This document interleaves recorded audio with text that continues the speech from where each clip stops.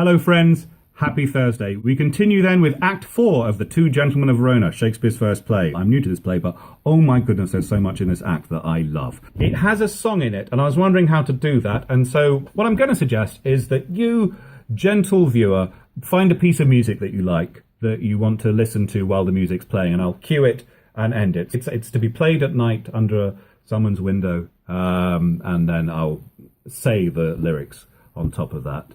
That seems to be the easiest way. So if you want to just pause the video. The story so far. Proteus and Valentine are two gentlemen of Verona. Proteus has fallen for Julia. Julia, in turn, has fallen for Proteus. But before they can get married, Proteus is sent to join his friend Valentine, who has left to go and seek his fortune. Before they part, Proteus and Julia exchange rings as love tokens. While he's gone to seek his fortune, Valentine has fallen for the Duke's daughter, Sylvia. Proteus, joining Valentine, also immediately falls for Sylvia, forgetting Julia. Now, Valentine and Sylvia are betrothed, and they plan to elope. Proteus, knowing this, not wanting Valentine to hook up with Sylvia, decides to tell the Duke. So he betrays his friend, and Valentine is banished to, I don't know, the woods, the desert, wherever you go where you are banished. The Duke wants his daughter Sylvia to marry vain Thurio, and so he trusts Proteus and gives him access to Sylvia's tower to try and talk her round to loving Thurio. But of course Proteus is not going to do this. Proteus wants Sylvia to love him. Julia, unaware of this, is missing Proteus so much that she decides to leave Verona and join him, disguised as a page boy, because, basically to avoid the attention of dickheads. Also, Valentine has a servant, Speed, who has joined him in exile, and Proteus has a servant, Lance, who has a dog called Crab.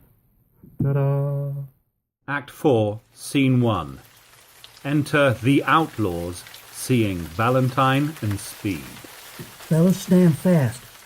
I see a passenger. If there be 10, shrink not, but down with them. Stand, sir, and throw us that ye have about ye. If not, we'll make ye sit and rifle you.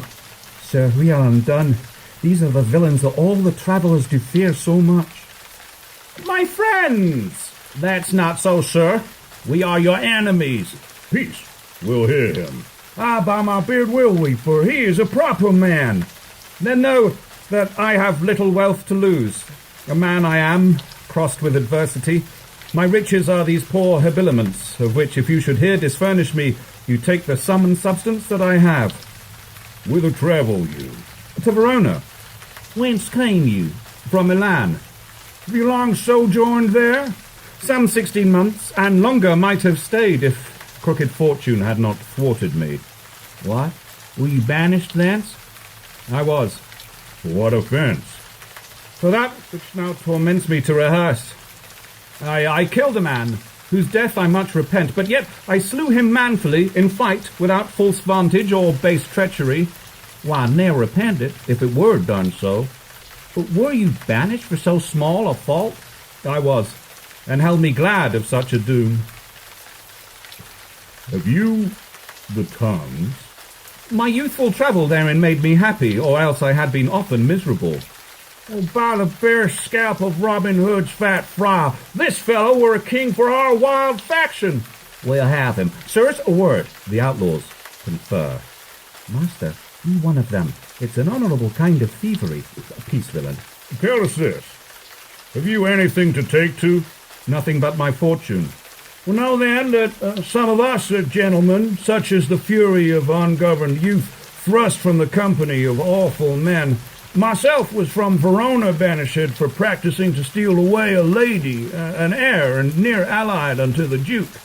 And I from Mantua for a gentleman who, in my mood, I stabbed unto the heart.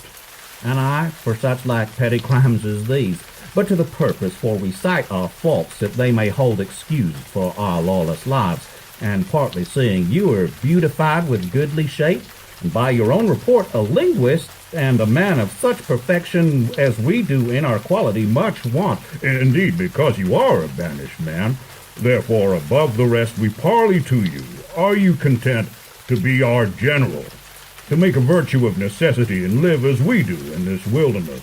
What sayst thou? Wilt thou be of our consort? Say I, and be the captain of us all. We'll do thee homage, and be ruled by thee. Love thee as our commander and our king.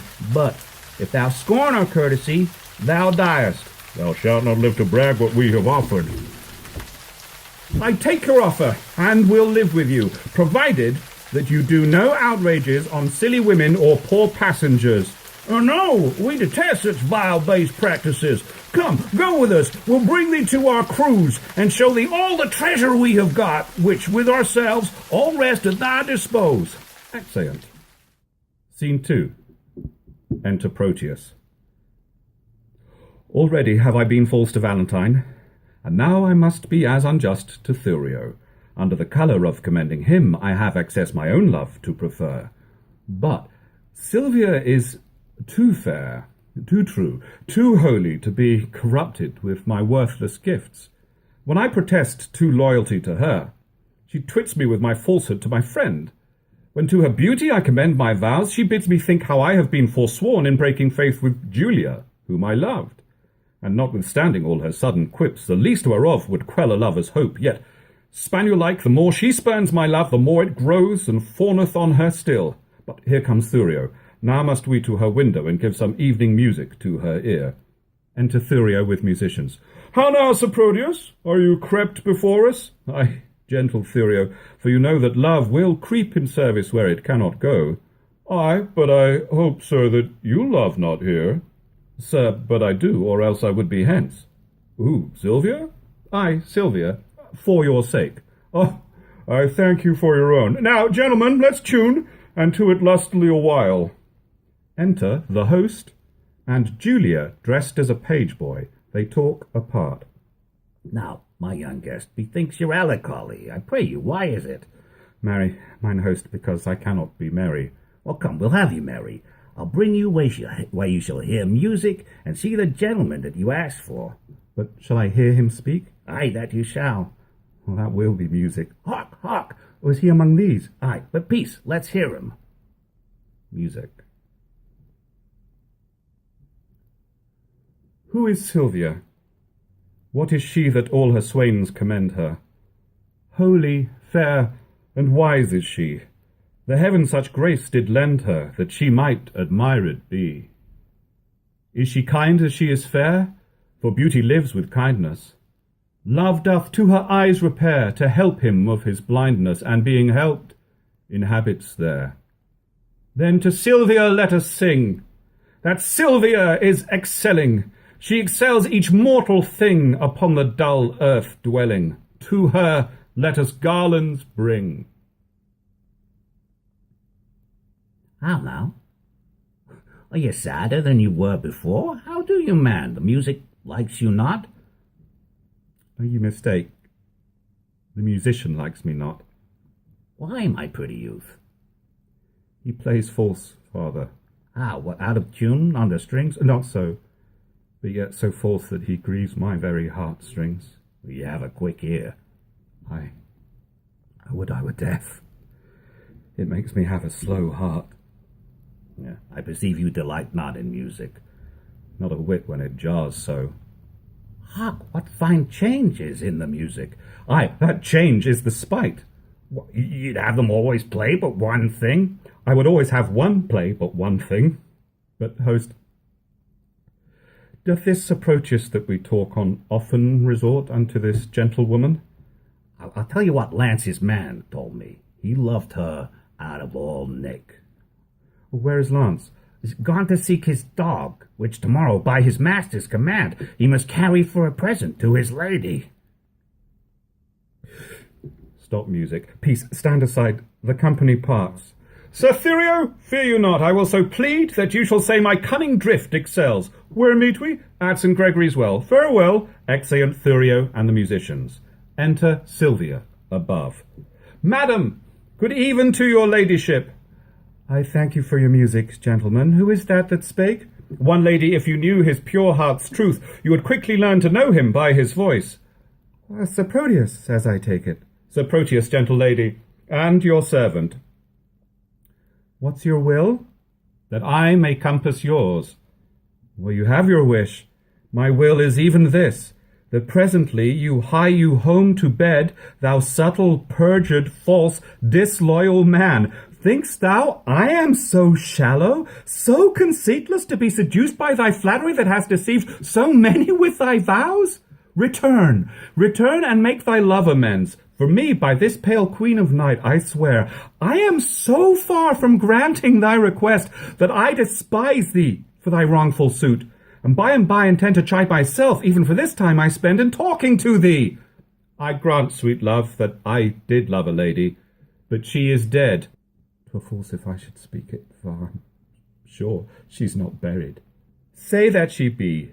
Yet Valentine thy friend survives, to whom thyself art witness I am betrothed. And art thou not ashamed to wrong him with thy importunacy? I likewise hear that Valentine is dead. And so suppose am I, for in his grave assure thyself my love is buried. Sweet lady, let me rake it from the earth. Go to thy lady's grave, and call hers thence, or at the least in hers sepulchre thine. He heard not that. Madam, if your heart be so obdurate, vouchsafe me yet your picture for my love. That picture that is hanging in your chamber, to that I'll speak, to that I'll sigh and weep, for since the substance of your perfect self is else devoted, I am but a shadow, and to your shadow will I make true love. If 'twere a substance, you would sure deceive it, and make it but a shadow, as I am. I am very loath to be your idol, sir, but since your falsehood shall become you well to worship shadows and adore false shapes, send to me in the morning, and I'll send it, and so good rest. Exit. As wretches have o'er night that wait for execution in the morn. Exit. Host, will you go? Ah, by my, hold them, I was fast asleep. Pray you, where lies Sir Proteus? Marry at my house. Oh, trust me, I think 'tis almost day. Not so, but it hath been the longest night that e'er I watched, and the most heaviest. Exeunt. Scene 3. Enter Sir Eglamour. This is the hour that Madam Sylvia entreated me to call and know her mind. There's some great matter she'd employ me in. Madam! Madam! Who calls? Your servant and your friend, one that attends your ladyship's command. Sir Eglamour, 1,000 times good morrow. As many worthy lady to yourself. According to your ladyship's impose, I am thus early come, to know what service it is your pleasure to command me in. O Eglamour, thou art a gentleman. No, think not I flatter, for I swear I do not. Valiant, wise, remorseful, well accomplished. Thou art not ignorant what dear goodwill I bear unto the banished Valentine, nor how my father would enforce me marry vain Thurio, whom my very soul abhors. Thyself hast loved, and I have heard thee say, no grief did ever come so near thy heart as when thy lady and thy true love died, upon whose grave thou vowest pure chastity. Sir Eglamour, I would to Valentine, to Mantua, where I hear he makes abode, and for the ways are dangerous to pass, I do desire thy worthy company, upon whose faith and honour I repose. Urge not my father's anger, Eglamour, but think upon my grief, a lady's grief, and on the justice of my flying hence to keep me from a most unholy match, which heaven and fortune still rewards with plagues. I do desire thee, even from a heart as full of sorrows as the sea of sands, to bear me company and go with me, if not, to hide what I have said to thee, that I may venture to depart alone. Madam, I pity much your grievances, which, since I know they virtuously are placed, I give consent to go along with you, recking as little what betideth me, as much I wish all good befortune you. When will you go? This evening coming. Where shall I meet you? At Friar Patrick's cell, where I intend holy confession. I will not fail your ladyship. Good morrow, gentle lady. Good morrow, kind Sir Eglamour. Exeunt. Scene 4. Enter Lance and his dog, Crab. When a man's servant shall play the cur with him, look you, it goes hard. One that I brought up with a puppy, one that I saved from drowning when 3 or 4 of his blind brothers and sisters went to it. I've taught him even as one would say, precisely, thus I would teach a dog. I was sent to deliver him as a present to Mistress Sylvia from my master, and I came no sooner into the dining chamber, but he steps me to her trencher and steals her capon's leg. Ah, 'tis a foul thing when a cur cannot keep himself in all companies. I would have, as one should say, one that takes upon him to be a dog indeed, to be, as it were, a dog at all things. If I had not more wit than he, to take a fault upon me that he did, I think verily he'd been hanged for it. Yeah, sure as I live, he'd suffered for it. Well, you shall judge. He thrust me himself into the company of 3 or 4 gentleman-like dogs under the Duke's table, and he'd not been there, bless the mark, a pissing while, but all the chamber smelled him. Out with the dog, says one. What cur is that, says another. Whip him out, says the third. Hang him up, says the Duke.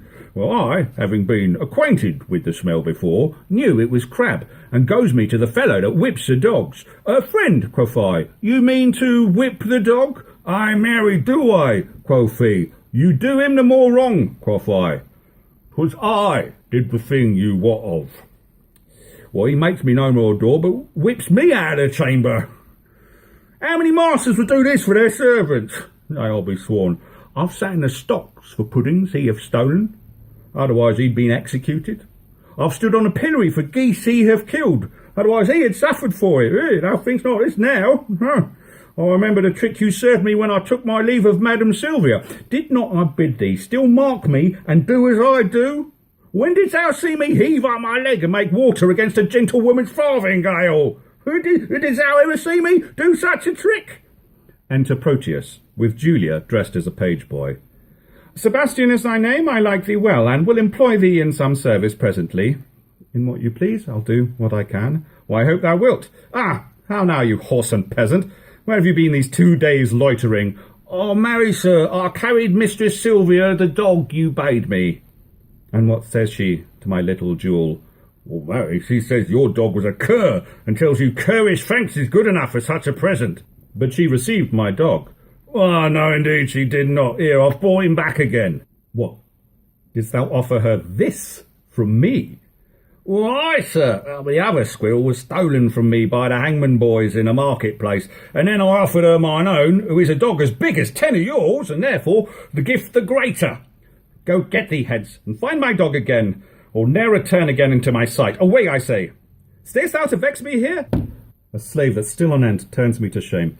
Sebastian, I have entertained thee, partly that I have need of such a youth that can with some discretion do my business, for 'tis no trusting to yon foolish lout, but chiefly for thy face and thy behaviour, which, if my augury deceive me not, witness good bringing up, fortune, and truth. Therefore, know thou, for this I entertain thee, go presently, and take this ring with thee. Deliver it to Madam Sylvia. She loved me well, delivered it to me. It seems you loved not her, to leave her token. She is dead, belike? Not so, I think she lives. Alas! Why dost thou cry, alas? I cannot choose but pity her. Wherefore shouldst thou pity her? Because methinks that she loved you as well as you do love your lady Sylvia. She dreams on him that has forgot her love. You dote on her that cares not for your love. This pity love should be so contrary, and thinking on it makes me cry, alas. Well, give her that ring, and therewithal this letter. That's her chamber. Tell my lady I claim the promise for her heavenly picture. Your message done. Hie home unto my chamber, where thou shalt find me sad and solitary. Exit. How many women would do such a message? Alas, poor Proteus, thou hast entertained a fox to be the shepherd of thy lamb. Alas, poor fool. Why do I pity him that with his very heart despiseth me? Because he loves her, he despiseth me. Because I love him, I must pity him. This ring I gave him when he parted from me, to bind him to remember my goodwill. And now am I, unhappy messenger, to plead for that which I would not obtain, to carry that which I would have refused, to praise his faith, which I would have dispraised. I am my master's true confirmed love, but cannot be true servant to my master unless I prove false traitor to myself. Yet will I woo for him, but yet so coldly as heaven it knows, I would not have him speed. Enter Sylvia. A gentlewoman, good day. I pray you be my mean to bring me where to speak with Madam Sylvia. And what would you with her, if that I be she? If you be she, I do entreat your patience to hear me speak the message I am sent on. From whom? From my master, Sir Proteus, madam. Oh, he sends you for a picture. Aye, madam. Ursula, bring my picture here. An attendant, presumably Ursula, brings a picture. Go, give your master this. Tell him from me, one Julia, that his changing thoughts forget would better fit his chamber than this shadow. Madam, please you peruse this letter. She gives Sylvia a letter. Oh, no, pardon, no, madam, I've unadvised delivered you a paper that I should not. She takes back the letter and gives Sylvia another letter. This is the letter to your ladyship. I pray thee, let me look on that again. It may not be. Good madam, pardon me. There, hold. I will not look upon your master's lines. I know they're stuffed with protestations and full of new-found oaths, which he will break as easily as I do tear this paper. She tears the letter. Madam, he sends your ladyship this ring. She offers Sylvia a ring.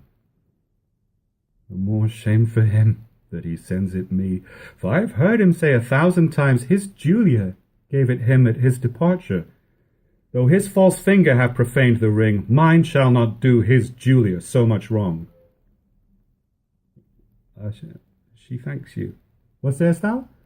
I thank you, madam, that you tender her.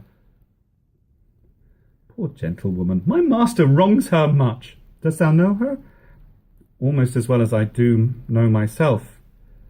To think upon her woes, I do protest that I have wept 100 several times. Belike she thinks that Proteus hath forsook her. Yeah, I think she doth, and that's her cause of sorrow. Is she not passing fair? She hath been fairer, madam, than she is. When she did think my master loved her well, she in my judgment was as fair as you. But since she did neglect her looking-glass, and threw her sun-expelling mask away, the air hath starved the roses in her cheeks, and pinched the lily tincture of her face, that now she has become as black as I. How tall was she?